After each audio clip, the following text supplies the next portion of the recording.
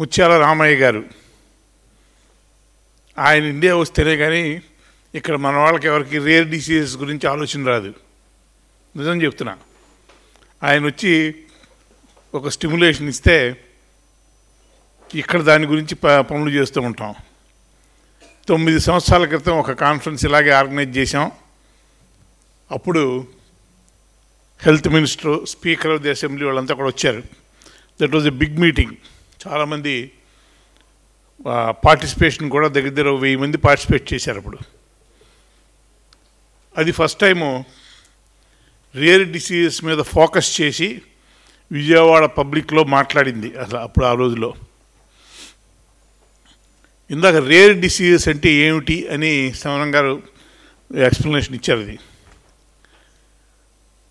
మనకు తెలుసుకోవాల్సింది ఏంటంటే, మామూలుగా వచ్చే జబ్బులు, కంటేజియస్ డిసీజెస్, మెటబాలిక్ డిసీజెస్ ఇవి కాకుండా, అంటే ఈ ఆర్గానిజమ్స్ మూలన బ్యాక్టీరియా, వైరస్ వాటి మూలన వచ్చేవి కాకుండా చాలా తక్కువగా వచ్చే జబ్బుల్ని రేర్ డిసీజెస్ అంటారు.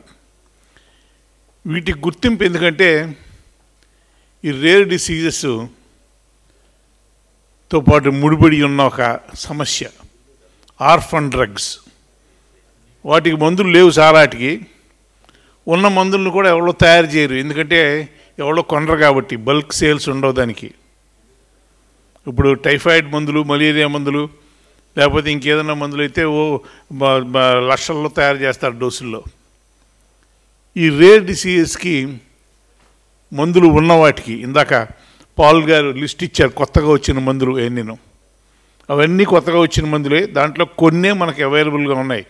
మీరు రేట్లు చూసుంటారు కదా, 10 లక్షలు 30 లక్షలు ఆ మందుల రేట్లు తక్కువ.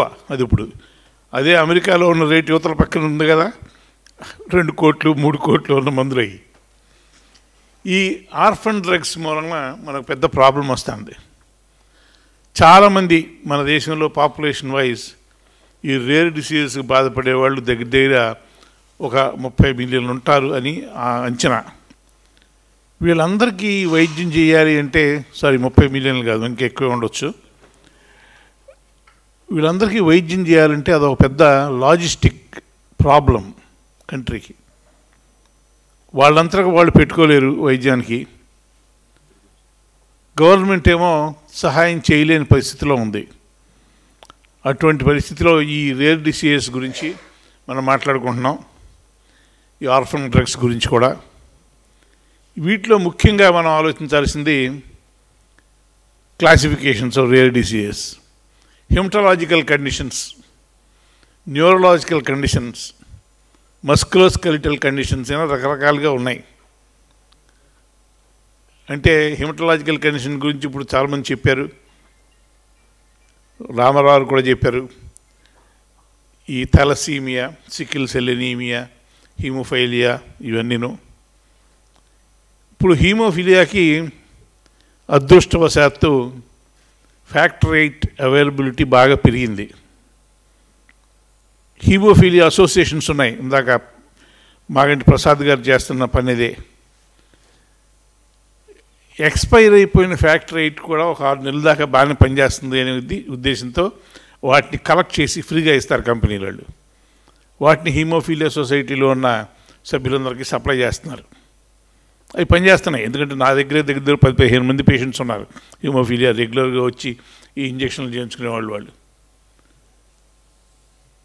అది ఒక మంచి సేవా కార్యక్రమం. లేకపోతే అది ఒక్కొక్క ఇంజక్షన్ ఫ్యాక్టర్ 8 దగ్గర 3,000 రూపాయలు 4,000 రూపాయలు ఉంటుంది. అటువంటిది ఒక్కోసారి 2-3 ఇవ్వాల్సి వస్తుంది ఒకేసారి.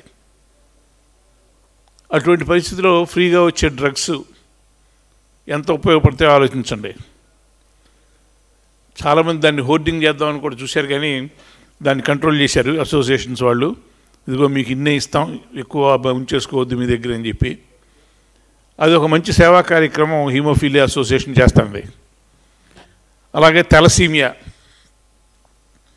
ఇందాక ఒక థాలసీమియా పేషెంట్స్ అసోసియేషన్స్కి సర్వీస్ చేసి ఆయన చెప్పారు, ఒక 30 దాకా బోన్ మ్యారో ట్రాన్స్ప్లాంట్ చేయించామండి అని. ఎందుకంటే that is the ultimate treatment for thalassemia. రక్తం ఎక్కించడం అంటే రోజు నెల నెల ఎక్కించాలి, కానీ అది ట్రీట్మెంట్ కాదు, అది తగ్గిపోయిన రక్తాన్ని రీప్లేస్ చేయటం అంతే. బోన్ మ్యారో ట్రాన్స్ప్లాంటేషన్ చేస్తే అది తలసీమియాను పూర్తిగా నివారించవచ్చు. దాని మీద కొన్ని డేటా అడిగా, ఎన్ని చేశారంటే 30 చేయించామన్నారు. వాళ్ళ పరిస్థితి ఏమిటి, చేసిన తర్వాత వాళ్ళ ఆరోగ్య పరిస్థితి ఎలా ఉంది, తర్వాత మళ్ళీ ఏమైనా డెఫిషియన్సీ వస్తుందా, రక్తం తగ్గుతుందా లేకపోతే సరిపోతుందా వాళ్ళకి రక్తం అనేది లాంగ్ టర్మ్ డేటా కావాలి. ఆ లాంగ్ టర్మ్ డేటా మీద ఆధారపడి ఉంటుంది ఇదంతా ప్రోగ్రామ్ అని చెప్పాను. ఇస్తానని కూడా చెప్పారు, ఆయన ఉన్నారు ఎక్కడెక్కడో. Ya please. అది ఎందుకంటే అది అల్టిమేట్ ట్రీట్మెంటా కాదా? అది అల్టిమేట్ ట్రీట్మెంట్ అయితే బోన్ మ్యారో ట్రాన్స్ప్లాంటేషన్ ఒకసారి చేస్తే ఇక తలసీమియా తగ్గిపోయిందని చెప్పొచ్చు మనం. They are no more a thalassemia patients. అందుకని ఆ డేటా కలెక్షన్ అది కూడా ఉంటుంది పని. ఇటువంటి డిసీజెస్ చాలా ఉన్నాయి. ఒక్కొక్క డిసీజ్ది ఒక్కొక్క సమస్య, ఒక్కొక్క డిసీజ్కి ఒక రకమైన ట్రీట్మెంటు. ఇందాకే చెప్పాను, దీంట్లో 90% వాటికి అసలు ట్రీట్మెంట్ లేదు. మస్కులర్ డిస్ట్రఫీ వాళ్ళు వచ్చారు, ఏమోట్రోఫిక్ మస్కులర్ డిస్ట్రఫీ వాళ్ళు, తర్వాత ఎన్నో రకాల వాళ్ళు వచ్చారు. వాటి పాపం ట్రీట్మెంట్ ఏం లేదు. ఒక పేషెంట్ ఇక్కడ విజయవాడలోనే ఒక ప్రముఖమైన ఫ్యామిలీ నుంచి వాళ్ళు ఎక్కడైనా సరే వైద్యం చేయించాల్సిన దీనికని మేయో క్లినిక్కి తీసుకెళ్లారు. వాళ్ళు 15 రోజుల నుంచి అన్ని టెస్టులు చేసి ఈ జబ్బు అక్కడ డయాగ్నోస్ చేసిందే మస్కులర్ డిస్ట్రఫీ, దీనికి వైద్యం ఏమీ లేదు, దాన్ని తొందరగా పెరిగిపోకుండా చూడటానికి కొన్ని ప్రక్రియలు చెప్తామని చెప్పి పంపించారు. అది పరిస్థితి. అంటే ఈ వ్యాధుల గురించి అవగాహన అనేది ప్రజల్లో, బారిన పడ్డ పేషెంట్స్లో, వారి ఫ్యామిలీస్లో చాలా అవసరం. చాలామంది బాధపడుతూ ఉంటారు ఫ్యామిలీస్ వాళ్ళు, మా అబ్బాయికి ఇలా వచ్చింది, ఏం చేయలేకపోతున్నాం అది ఇదని. ఏం చేయలేం, ఎందుకంటే నాకు సమరం గారు చెప్పారు, అది జెనెటిక్ డిసీజ్, జెనెటిక్ డిజార్డర్. ఆ జెనెటిక్ డిజార్డర్స్ వలన ఈ హీమోఫీలియా అనే జబ్బులు కానీ తలసీమియా ఫ్యామిలీస్లోనే వస్తాయి ఎక్కువ. మీరు ఎక్కడో జెనెటిక్ ట్రేసింగ్ చేస్తే జెనెటిక్ మ్యాపింగ్ అంటారు. ఆ జెనెటిక్ మ్యాపింగ్లో తెలుస్తుంది మీకు ఆ కొన్ని ఫ్యామిలీస్లో అది ఎక్కువ అని. వాళ్ళలో కౌన్సిలింగ్ చేసి వివాహాలు చేసుకునే పద్ధతిని వాటిని కనుక మారిస్తే కొంతవరకు వాటికి సమాధానం దొరుకుతుంది. కానీ పూర్తిగా జబ్బులను తీసేయలేము, ఎక్కడో చోట వస్తూనే ఉంటాయి.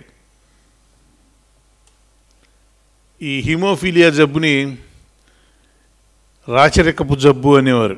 ఎందుకంటే కొన్ని రాచ కుటుంబాల్లో, ఇంగ్లాండ్లోను కాంటినెంట్లో అంటే యూరోప్లో ఆ రాచ కుటుంబాల్లో ఉండేవి. వాళ్ళందరికీ హీమోఫీలియా ఉండేది. ఆ కుటుంబాల్లో వాళ్ళే పెళ్లి చేసుకునేవారు. మీరు హిస్టరీ, బ్రిటిష్ హిస్టరీ కానీ యూరోపియన్ హిస్టరీ కానీ చదివితే తెలుస్తుంది అది. అందుకని వాళ్ళలో చాలా ఎక్కువగా ఉండేవి, బయట ఎక్కువ కనపడేవి కాదు అసలు. అప్పుడు తర్వాత ఇప్పుడు చాలా కుటుంబాల్లో వచ్చినాయి. నేను ఈ genetic counselling and understanding the genetic etiology is very important, because you can only prevent the diseases by genetic counselling. ఇక జెనెటిక్ మ్యాపింగు, జెనెటిక్ ఇంజనీరింగు ఇవన్నీ కూడా వస్తే కొంతవరకు చేయడానికి అవకాశం ఉంది. జెనెటిక్ ఇంజనీరింగ్ అంటే జీన్స్ని స్ప్లైస్ చేసి ఒక దాంట్లో ఇంకో జీన్ని ఇంట్రడ్యూస్ చేసి అవి చేయడానికి కూడా చాలా రకాల ప్రయత్నాలు జరుగుతున్నాయి. జీన్ మ్యాపింగ్ అదంతాను అవి జరిగితే చాలా రేర్ డిసీజెస్, అంటే ఈ జెనెటిక్ బేస్డ్ రేర్ డిసీజెస్కి సమాధానాలు దొరుకుతాయి మనకి. అంతవరకు మనకు కావాల్సింది రెండు. ఒకటి, దీని గురించి అవగాహన ప్రతి వారిలోనూ, మామూలు ప్రజల్లో కానీ, బాధిత కుటుంబాల్లో కానీ, ప్రభుత్వంలో కానీ, మనలాంటి సంస్థల్లో కానీ అవసరం చాలా. ఎందుకంటే ప్రభుత్వాల్లో వాళ్ళకి ఇది పెద్ద జబ్బుగా కనపడదా, ఎవళ్ళండి నాకు ఎవరు చెప్పలేదు ఇది జబ్బు ఉందని అసలు అని అంటారు. వాళ్ళు తెలియదు వాళ్ళకి. ఇప్పుడు ఈ మధ్యన పేపర్లో ఎక్కువగా మనం చూస్తుంది ఏంటి, రోజు జీబీఎస్, గులియన్ బ్యారీ సిండ్రోమ్. ఇప్పుడు దాకా లాస్ట్ ఇయర్ దాకా ఎవరికి తెలియదు అసలు. అంటే మాకు తెలుసు ఆ గులియన్-బ్యారీ సిండ్రోమ్ ఏంటో ఎప్పుడు వస్తుందో ఎట్లా వస్తుందో తెలుసు. కానీ ఇప్పుడు దానికి చాలా ప్రాముఖ్యత వచ్చింది, ఎందుకంటే ఎక్కువ మంది వస్తున్నారు దాంట్లో. నేను ఇందాక కృష్ణబాబు గారితో చెప్పా, మీరు ఇప్పుడు కంగారు పడిపోతున్నారు, కానీ గులియన్-బ్యారీ సిండ్రోమ్కి మీ దగ్గర వైద్యం లేదు, ఎవరి దగ్గర లేదు వైద్యం. దాంతో అది తగ్గుతుంది. 99% of them recover completely. But వాళ్ళకి మధ్యలో సపోర్ట్ కావాలి, అవసరమైతే వెంటిలేషన్లకు కూడా వెళ్ళిపోతారు వీళ్ళు. ఆ సపోర్ట్ కనుక ఇస్తే అందరూ బతుకుతారు గులియన్-బ్యారీ సిండ్రోమ్లో. ఇటువంటి జబ్బులు మనకి కొంచెం హైలైట్ అయి కనపడటానికి కారణం ఏంటి? Social media. ఆ సోషల్ మీడియా ఈ రేర్ డిసీజెస్ మీద, దాని మీద తీసుకోవాల్సిన జాగ్రత్తల మీద ఎక్కువగా మాట్లాడరు వాళ్ళు, ఎందుకంటే వాళ్ళకి అవగాహన లేదు కాబట్టి. మనమంతా ఇక్కడ చేరింది ఎందుకంటే ఈ సమస్యల గురించి చర్చించుకోవడానికి, మన వంతు సహాయం చేయటానికి అసోసియేషన్స్గా. రెండవది ప్రభుత్వం ఏం చేయాలో వాళ్ళకి తెలియచేయటానికి. ప్రభుత్వం మెయిన్గా తయారు చేయాల్సింది ఏమిటంటే ఈ ఆర్ఫన్ డ్రగ్స్ తయారు చేసే, అంటే మందుల కంపెనీలు వాళ్ళకి రాయితీలు ఇవ్వటం. 30 లక్షలు పెట్టేవాళ్ళ మందులు కొనుక్కొని వాడగలరండి? ఇందాక లిస్టులో చూపించారు. అది ఏంటి 20 సార్లు తగ్గిన తర్వాత 3 కోట్లది 30 లక్షలు అయింది. కానీ అది కూడా కష్టమే కదా వాడటం ఆ మందులు.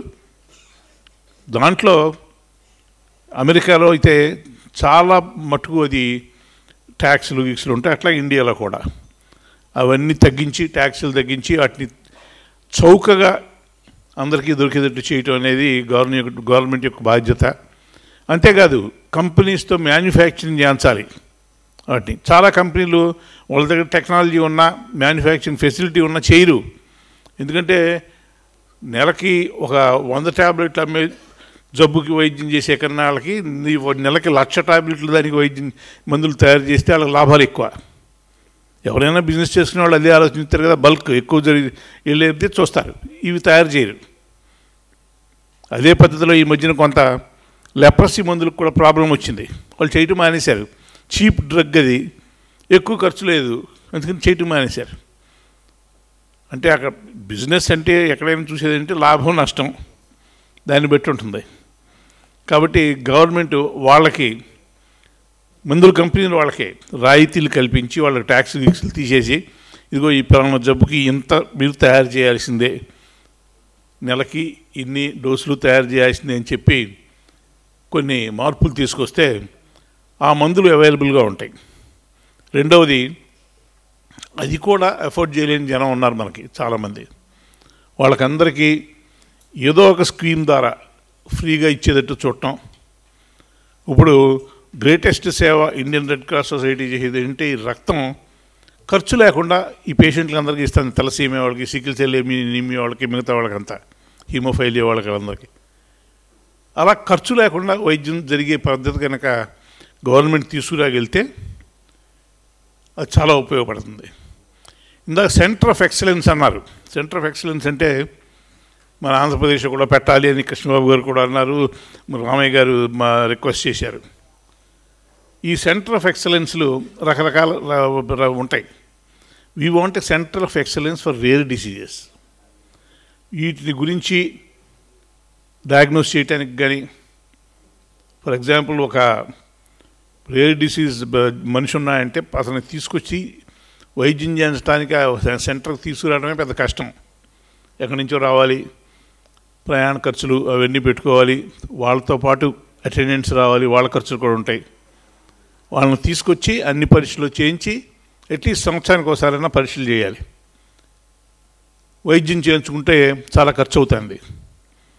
అందుకని సెంటర్స్ ఆఫ్ ఎక్సలెన్స్ పెట్టి వస్తే అన్ని పరీక్షలు అక్కడే జరిగేటట్టు, అవసరమైన కన్సల్టెంట్స్ అంతా అక్కడే ఉండేటట్టు చూసి వాళ్ళకి మందులు ఇచ్చి పంపించే పరిస్థితి కనుక ఉంటే అది చాలా ఉపయోగపడుతుంది రేర్ డిసీజెస్తో బాధపడే వాళ్ళకి. దాని గురించి కూడా కృషి చేయాల్సిన అవసరం ఉంది. సమస్యలు చాలా ఉన్నాయి, కానీ నెమ్మదిగా ఆ సమస్యలన్నింటినీ అధిరోహించి మనం ఈ సమస్యని తీర్చుకోవడానికి అవకాశం ఉంది. దానికి ముఖ్యమైనది ఏంటంటే ప్రజల్లో అవగాహన, ప్రభుత్వంలో అవగాహన. వాటిని గురించే ఈ సెమినార్లు కానీ, world rare diseases day celebrate చేయటం కానీ అంతా జరుగుతుంది. ఈ సందర్భంగా వచ్చిన మీ అందరికీ కూడా ధన్యవాదాలు తెలియజేస్తూ మీ సమాజాల్లో దీని గురించి ఆసక్తి రేపించండి, అందరికీ తెలియజేయండి ఉన్న సమస్య ఇది అని చెప్పి ఎక్కువ మందిని మీ సంస్థలోకి వచ్చేటట్టు చూడండి. చూసి ఒక కార్యక్రమం చేపట్టిన తర్వాత మీకు అందరికీ తెలుసు ఇది ఎక్కడ అంతం లేని కార్యక్రమం. ఇది ఒక 5 సంవత్సరాలు కృషి చేసి పనిచేస్తే రేర్ డిసీజ్ అన్నీ మాయమైపోవు, ఎక్కడ బాగుంటాయి. ఇప్పుడు పోలియో ఉందనుకో, పోలియోకి ఎరాడికేట్ చేసామంటే దానికి ఒక టీకా ఉంది, చేయటానికి అవకాశం ఉంది, ఎరాడికేషన్కి అవకాశం ఉంది, కానీ రేర్ డిసీజ్కి అవకాశం లేదు అలాగా. కాబట్టి ఎప్పుడు ఉండే వీటితో జీవించడం మనం నేర్చుకోవాలి. థ్యాంక్ యూ వెరీ మచ్, చాలా ఓపికగా విన్నందుకు థ్యాంక్ యూ.